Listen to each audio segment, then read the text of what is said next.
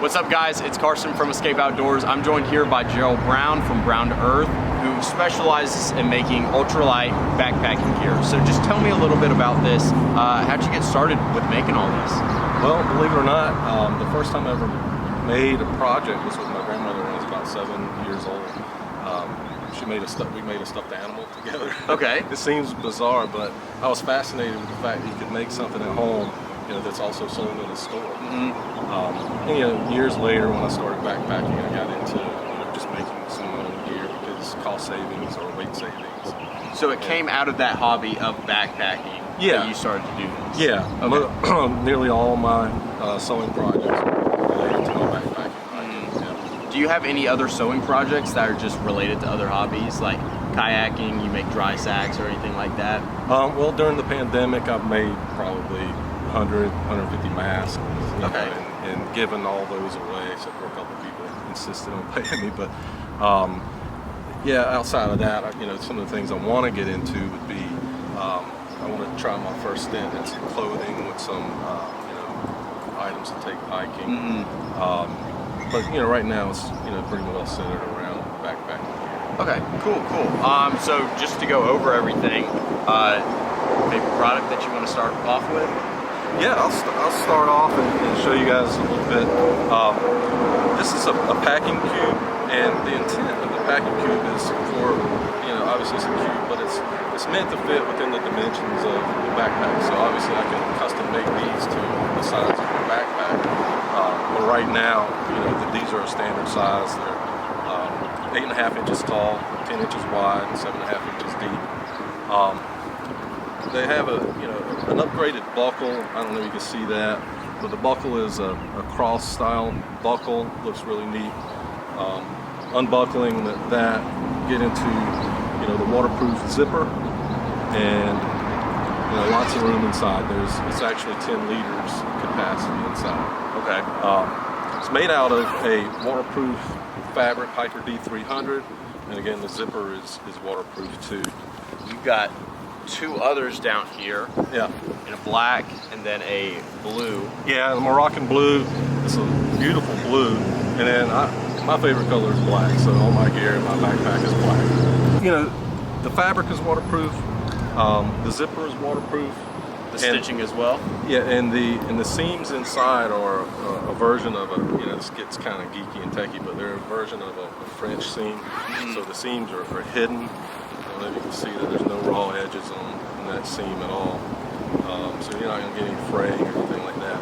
The one thing that I did not seam seal these. A lot of people want them seam sealed or don't want them seam sealed. And people are particular about their seam sealing. So I have not seam sealed these without another layer of cost. Easy enough to do. Yeah, this is still, on par, if not better, than leading ultralight companies like Sea-Line or Hiker.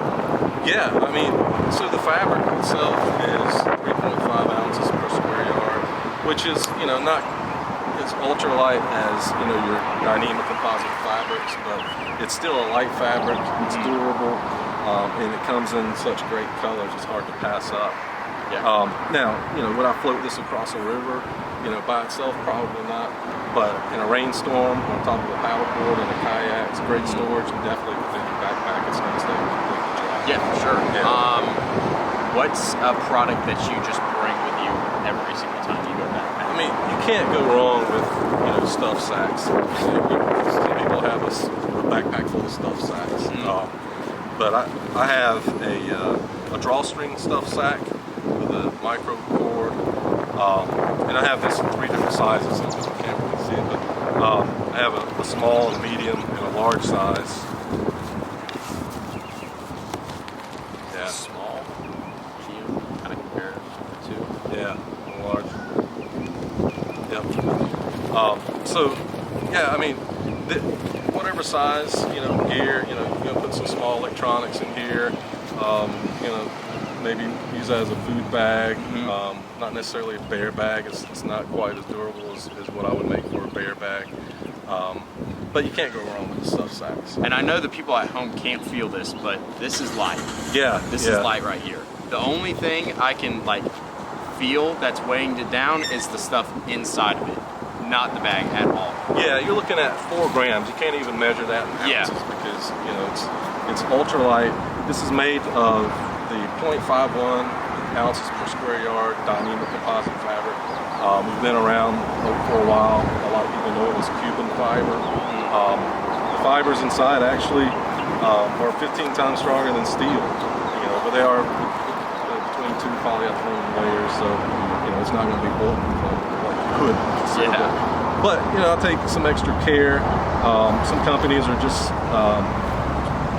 bonding their seams, and some companies are just sewing their seams. But I've sewn the seam and bonded it with the high pressure adhesive.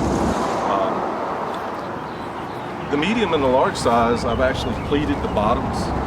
The pleating in the bottom. Yeah, I did see that. It was that was a little bit different than what I saw right here, and I was like, is that a choice that you made on purpose?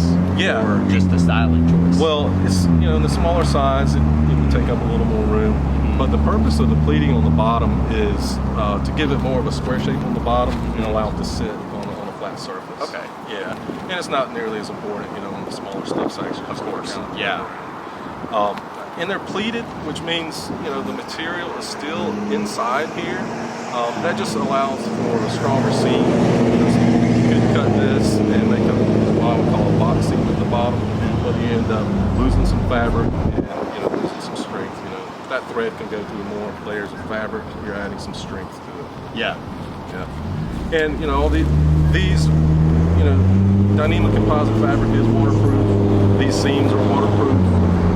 Obviously, it's a drawstring on top. Of course. Yeah. And so you made your roll top bags, which I'm guessing is the exact same material. Yeah, it looks a little bit different. Right. So same material, a heavier weight. I got you. Where that was 0.51 ounces per square yard, this is 1.3, so almost triple the weight of it. And is that for the durability of this? Durability, absolutely.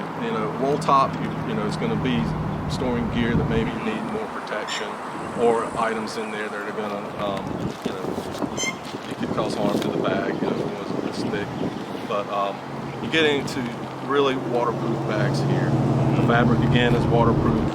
Seams are sewn and bonded. If anyone can see that on the camera, right here, as well with the pleated bottom. Yeah. Like we saw in the drawstring bags. Yeah, absolutely. And with the roll top, you're gonna keep it. You're gonna keep it waterproof on top too. I have these in 4 sizes actually. We got the extra large, the medium, and the small size. A couple of things that might set it apart from other companies is on the roll top. The item, the part right here, a lot of companies use just a road grain, which is basically ribbon. It works fine, but I've gone with the webbing here. Adds a little more structure and definitely a lot more durability when you're adding the webbing versus the road grain ribbon. Yeah. The small and the medium size use the smaller buckle. Obviously, when you get up to the large and extra large, you go back to this cross buckle, which I think is stylish looking. It is stylish. I like the look of it. Yeah, for sure.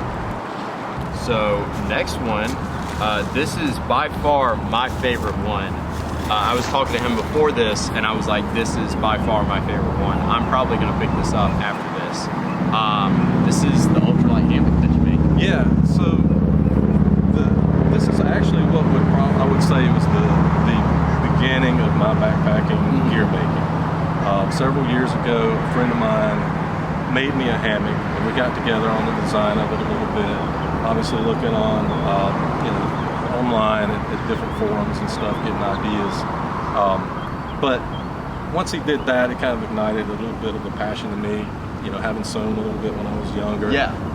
Got an old sewing machine and made myself another hammock, and then another hammock, and it just kind of snowballed. It spiraled into you making all this. Absolutely, yeah. So, this hammock is, I wanted to give it, it's a blank, that's what I call it, because it doesn't have a structural ridge line in there, it doesn't have any storage pockets or anything like that. but it is made in such a way where all those attachment points are there, and you can add those to it. Of course. Yeah, so I wanted a way to get into a hammock a little less expensive than buying the whole kit. You know, obviously, if people have been backpacking, they may have a lot of that stuff anyway. You know, the tree straps, especially if you've been into hammocks. Rain fly, under quilt. Absolutely. Just need a hammock that can attach to all. Yeah. Yep. This is a Hexon 1.6 fabric. It is super soft. I mean, it feels incredibly soft. Yeah, it feels silky. A lot of the fabrics that hammocks are made of feel plasticky. Yeah, for sure. And Yeah. it's definitely during the summer. Yeah. Whenever it's warm, you're gonna be sweating in that thing. Yeah. And this, Yeah. it just kind of feels soft to the touch, like way better quality than I've seen in a lot of any other, big box, big factory hammocks. Yeah. So I went with this fabric. It's what my personal hammocks are made of, the Hexon. I went with the wide. You know, typical fabric width is 54 inches, so you get like a 52-inch wide hammock. This is 70 inches wide. At my height, I'm 6'1". I always go with an 11-foot hammock. This is an 11-foot hammock at 70 inches wide. So you're going to get a diagonal lay in there. That's going to give you a nice flat lay because of the width and the length. And you know, get into a hammock, a lot of times you have to go back to the ground in the tent. Yeah. And a lot of people don't know this, but the best way to sleep in a hammock is diagonal. Yeah, I mean, you know, people think of hammocks in a couple of different ways. The netted hammocks that you see on the beach or whatever, and those are kind of swooped down. Or they think of these stiff, hammocks that are straight across. We call those bridge hammocks. But these are made to swoop. You know, there's certain sweet spots of the angles and everything. I could get all technical with that, but yeah, you have a sag, and you get yourself at an angle. Don't get yourself wrapped up like a banana, and you can get pretty flat in there. Yeah. Yeah, and it is so comfortable. And I mean, that's how I backpack, is with a hammock, and it is, I'm never going back to a tent like that. Yep.